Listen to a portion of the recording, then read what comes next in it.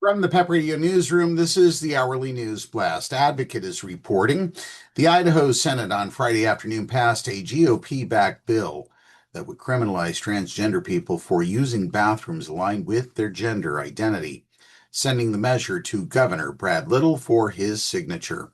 It is one of the harshest anti-trans measures in the United States. House Bill 752 had already cleared the Idaho House and now awaits final action from the Republican governor. It's devastating, Nikson Mathews, a transgender man who lives in Idaho, told The Advocate.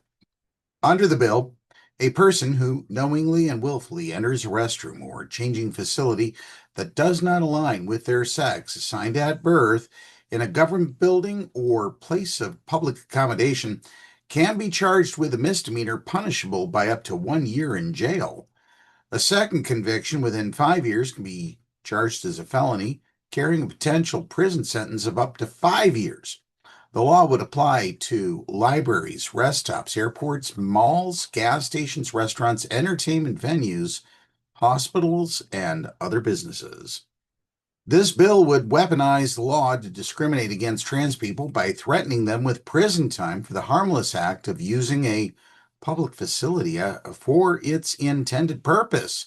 The American Civil Liberties Union of Idaho says this bill risks the privacy and dignity of every single Idahoan, as cisgender people who do not conform to rigid gender norms could face accusations, harassment, and arrest for using a public restroom.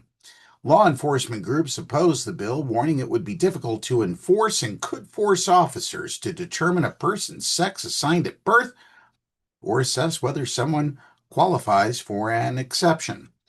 Lawmakers declined to adopt changes requested by the Idaho Sheriff's Association that would have required officers to first ask individuals to leave before making an arrest. This bill includes exceptions for certain circumstances, such as emergency response, medical assistance, or the absence of a reasonable alternative facility. If Little signs the bill, it will take effect July 1st. That's the news blast for this hour. If you are watching the video version of our news content on YouTube, be sure to give us a like and subscribe to our channel.